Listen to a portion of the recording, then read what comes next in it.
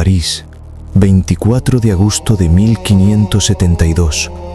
Las campanas de la iglesia de Saint-Germain comienzan a sonar en mitad de la noche. No es un aviso de incendio, ni una llamada a la oración. Es la señal para que comience una de las carnicerías más brutales, sangrientas y sobre todo misteriosas de la historia de la humanidad.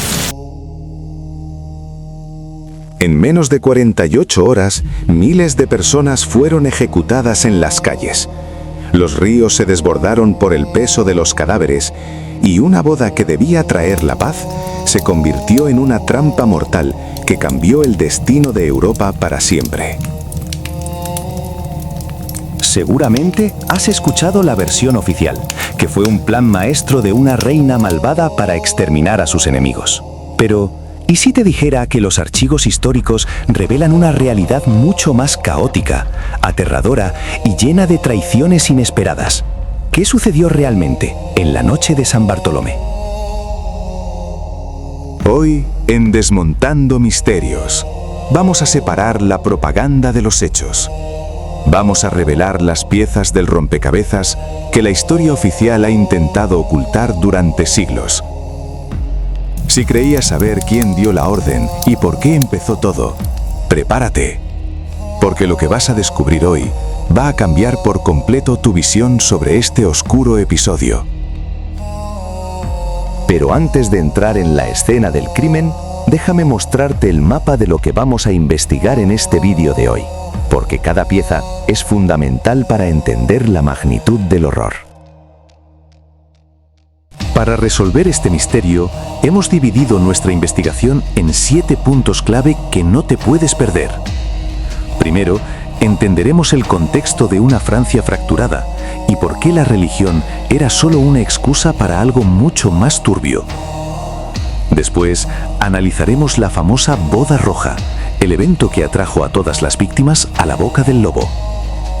En tercer lugar, investigaremos el atentado fallido contra el almirante Coligny, el error de cálculo que encendió la mecha.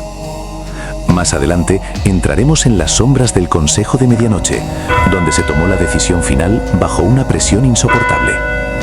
En el quinto bloque, narraremos las 48 horas de caos absoluto en las calles de París, basándonos en testimonios reales de la época. Casi al final, desmontaremos los mitos y las mentiras que se han contado sobre la premeditación de esta masacre.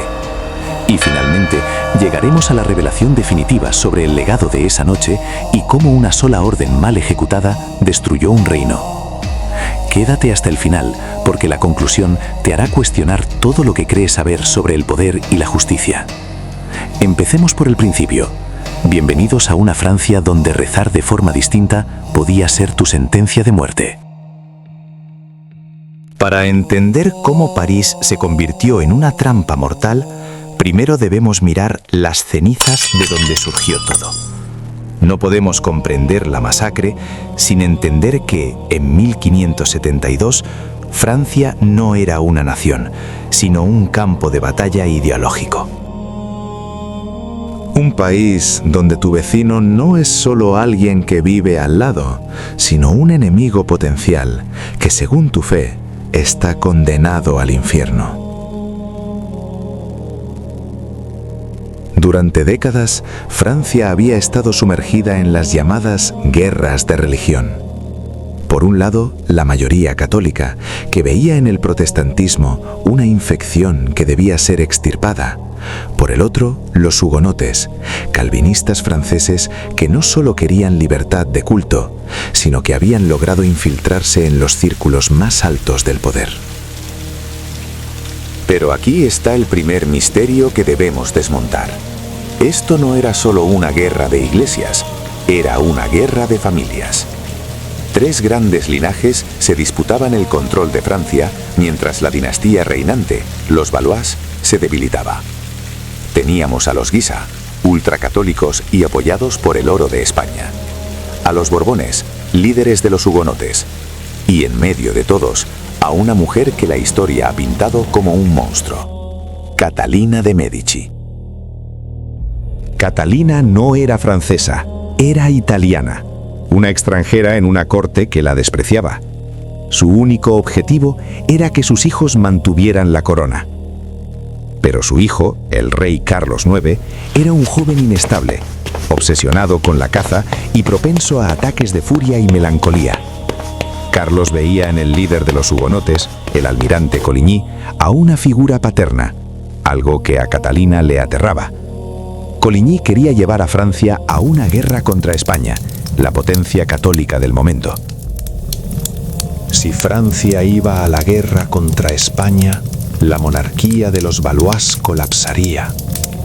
Catalina necesitaba una solución. Y la solución que ideó fue tan brillante como peligrosa. Una boda para unirlos a todos. Pero, ¿fue esa boda un gesto de paz sincero o el cebo de una trampa que ya estaba preparada? A los lados del trono, dos facciones esperan su oportunidad. La Casa de Guisa, ultracatólicos, apoyados por la España de Felipe II, que consideran que cualquier pacto con protestantes es una traición a Dios.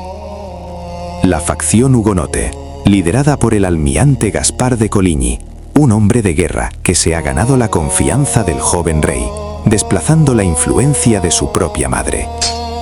Francia estaba dividida.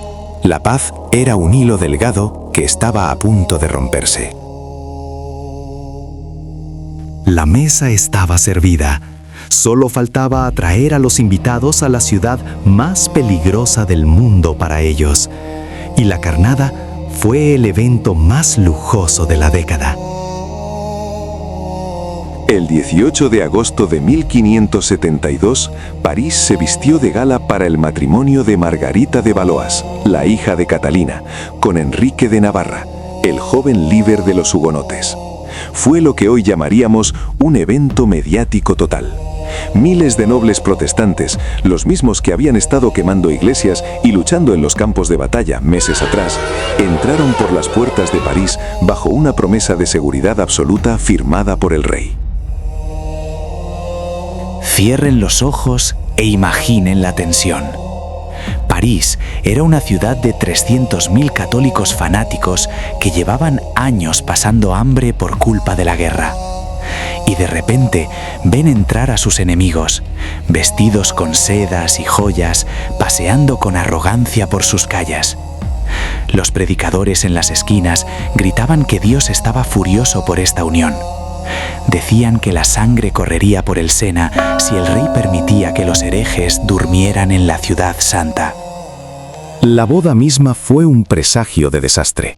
Se celebró en una plataforma de madera frente a Notre Dame, porque los protestantes no podían entrar a la catedral. Margarita, según los cronistas, ni siquiera miró a su nuevo esposo. El ambiente no era de celebración, sino de vigilancia. Los hugonotes se sentían rodeados y los católicos se sentían traicionados por su propio rey. Durante 4 días, París fue una fiesta de fachadas. Banquetes, bailes y torneos ocultaban una realidad sangrienta. La ciudad era un polvorín y solo hacía falta una chispa para que saltara por los aires. Esa chispa no tardaría en llegar y lo haría en forma de un disparo que cambiaría el curso de la historia.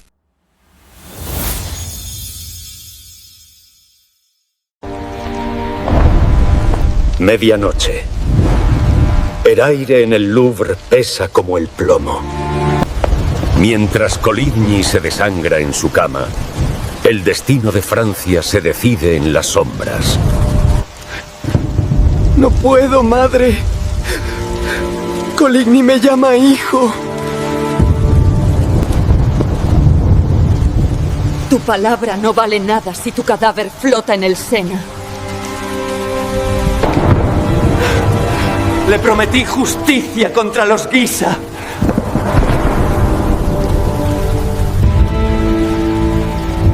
Los hugonotes no quieren justicia. Quieren tu garganta. Golpea esta noche, o mañana no habrá rey a quien servir. La orden fue dada. Carlos IX había firmado su condenación histórica.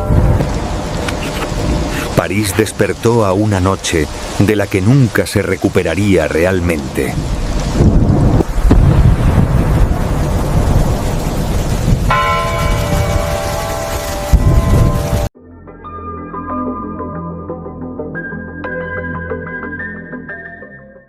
El 22 de agosto, el almirante Coligny regresaba a su residencia tras una audiencia con el rey. Mientras caminaba por la calle, un disparo sale de una ventana. La bala no lo mata, pero le destroza un dedo y le hiere el brazo. Este es el punto de inflexión. El misterio que los historiadores han intentado resolver durante 450 años es: ¿quién apretó el gatillo? ¿Fueron los Guisa? Tenían el motivo perfecto: venganza por el asesinato del anterior duque de Guisa, del cual culpaban a Coligny. ¿Fue Felipe II de España? El rey español odiaba a Coligny, quien estaba presionando a Francia para invadir los Países Bajos y apoyar a los rebeldes contra España. ¿Fue Catalina de Medici? Aquí es donde la leyenda negra toma fuerza. Se dice que Catalina temía que Coligny arrastrara a su hijo a una guerra suicida contra España y decidió eliminarlo. Cuando el rey Carlos IX visita al herido Coligny y le promete justicia, los líderes hugonotes exigen una investigación inmediata. Si el rey no castigaba a los culpables, los Guisa, los hugonotes amenazaban con levantarse en armas allí mismo, en el corazón de París. La corona estaba entre la espada y la pared. Si castigaban a los Guisa, perderían el apoyo de los católicos y de España. Si no hacían nada, los hugonotes iniciarían una nueva guerra civil.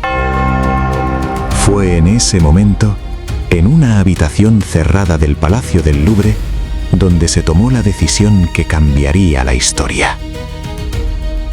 Estamos en la noche del 23 de agosto. El ambiente en el Palacio del Louvre es irrespirable. Los espías informan que los hugonotes, enfurecidos por el atentado contra Coligny, están armándose en sus posadas. Se habla de una carga contra el palacio para secuestrar al rey. Catalina de Medici sabe que su plan de paz ha muerto. Si no actúa, la corona será aplastada entre una rebelión protestante y una insurrección católica liderada por los Guisa. Es aquí donde se produce la reunión más infame de la historia de Francia, el Consejo de Medianoche. Imagina la escena: velas consumiéndose, mapas sobre la mesa y un rey Carlos IX al borde del colapso nervioso.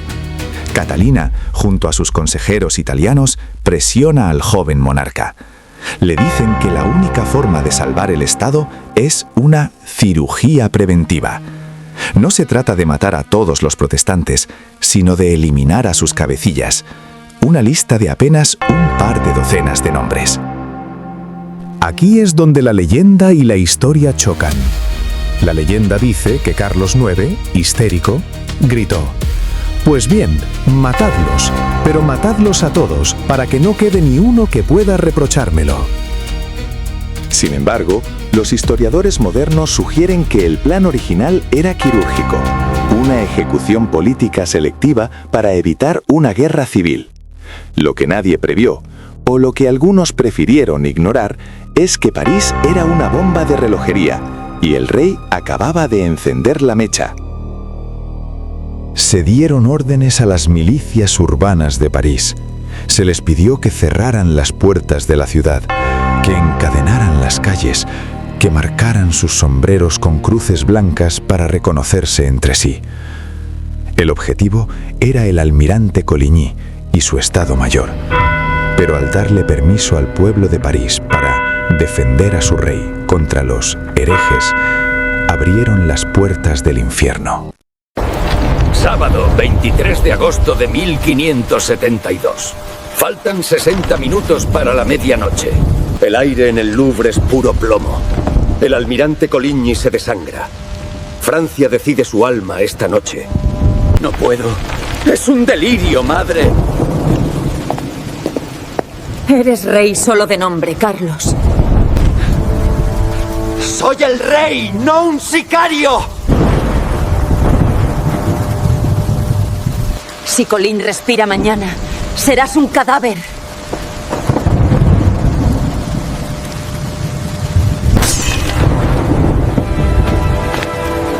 Majestad, el tiempo se ha agotado. ¡Malditos seáis! ¡Me habéis empujado al abismo! ¿Queréis sangre? ¡Pues matadlos!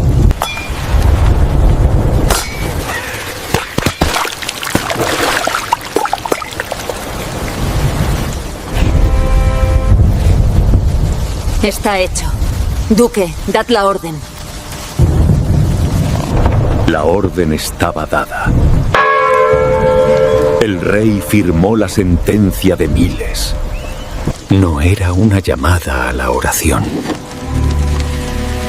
Era el inicio del apocalipsis.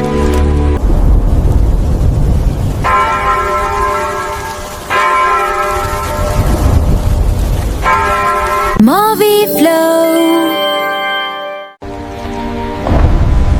Medianoche.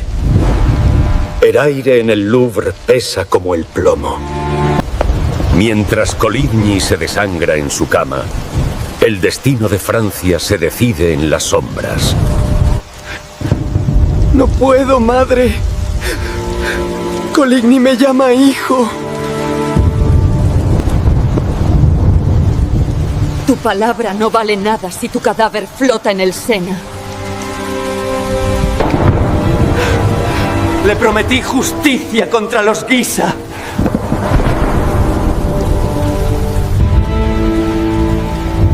Los hugonotes no quieren justicia. Quieren tu garganta. Golpea esta noche, o mañana no habrá rey a quien servir.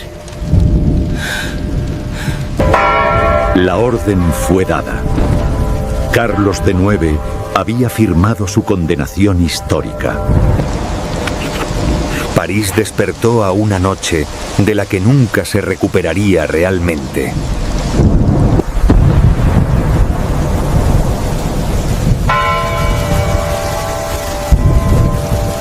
Tres de la mañana. La campana de Saint-Germain-l'Auxerrois suena antes de tiempo. Es el error que desata la tragedia. El duque de Guisa, ansioso de venganza personal, se dirige directamente a la casa del almirante Coligny. Los guardias reales, que debían proteger al almirante por orden del rey, se hacen a un lado o se unen a los atacantes. Coligny, herido en su cama, es apuñalado y arrojado por la ventana aún con vida. Guisa contempla el cadáver en el patio, le limpia la sangre de la cara para asegurarse de que es él y da el visto bueno. La cabeza de la rebelión ha caído. Pero en ese momento, el plan quirúrgico desaparece. El sonido de las campanas y los disparos despierta el pueblo de París. Los ciudadanos católicos, que llevan años sufriendo hambrunas y escuchando que los protestantes son la causa de la ira de Dios, salen a la calle armados con lo que encuentran: cuchillos de carnicero, picas, herramientas de trabajo. Lo que sigue es una de las descripciones más espeluznantes de la cronología europea. No se respetan edades ni sexos. Los nobles hugonotes que dormían en el Louvre son sacados a rastras y ejecutados en el patio del palacio, bajo las ventanas del propio rey. En las calles, la situación es peor. Las casas marcadas son asaltadas. Mujeres embarazadas son destripadas. Niños son arrojados al río Sena. El historiador de la época, Pierre de l'Estoile, narra cómo el río se llenó de tantos cadáveres que el agua se volvió roja y los peces murieron por la toxicidad de la sangre. El misterio de la duración. ¿Por qué duró tanto? El rey, asustado por la magnitud de lo que había desencadenado, envió órdenes de detener la matanza apenas unas horas después de empezar. Pero era tarde. La milicia de París ya no escuchaba al rey, escuchaba a su propio odio. La matanza se extendió durante 3 días en la capital y, como un virus, viajó por las carreteras hacia otras ciudades como Lyon, Orleans y Rouen. Se estima que en París murieron unas 3.000 personas.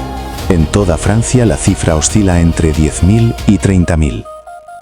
Pero más allá de los números, lo que murió esa noche fue la confianza en la monarquía francesa. Aquí es donde nuestro canal hace honor a su nombre. Durante siglos, la propaganda protestante y más tarde las novelas de Alejandro Dumas nos vendieron que Catalina de Médici planeó la masacre durante años, que la boda de su hija fue solo un cebo para atraer a las víctimas. ¿Qué dicen las pruebas hoy? Si hubiera sido un plan maestro, la matanza habría sido más eficiente. Los líderes hugonotes más importantes, como Enrique de Navarra o el príncipe de Condé, sobrevivieron, aunque fueran obligados a convertirse al catolicismo. Si Catalina hubiera querido eliminarlos, lo habría hecho esa misma noche en el Louvre. La realidad es más aterradora. La matanza de San Bartolomé fue el resultado de un fallo sistémico del Estado.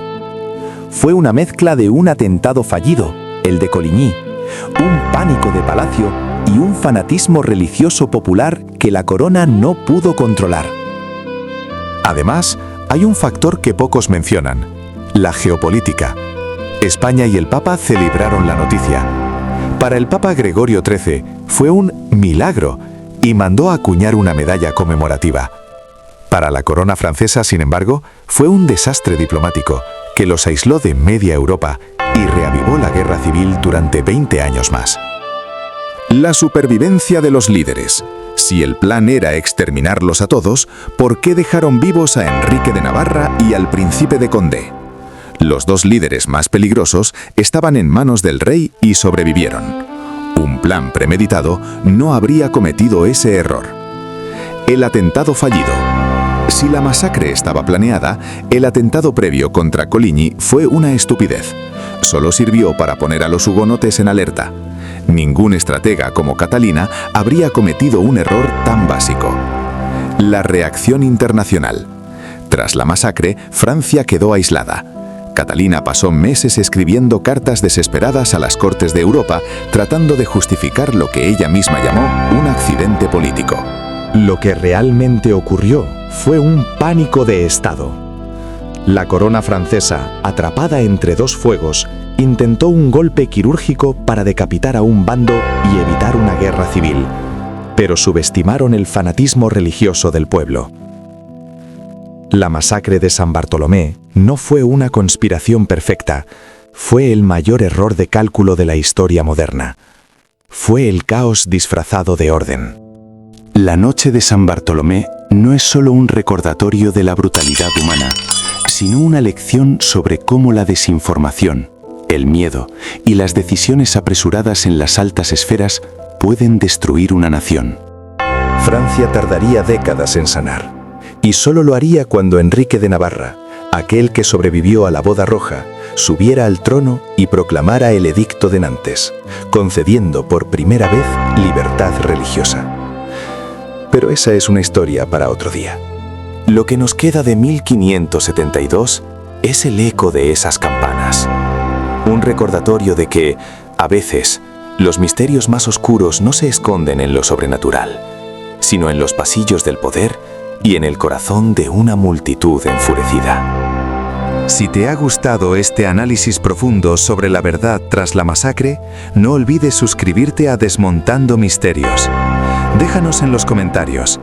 ¿Crees que Catalina de Médici fue realmente la culpable o simplemente una víctima de las circunstancias? Soy Miguel Galindo de Desmontando Misterios y nos vemos en el próximo misterio.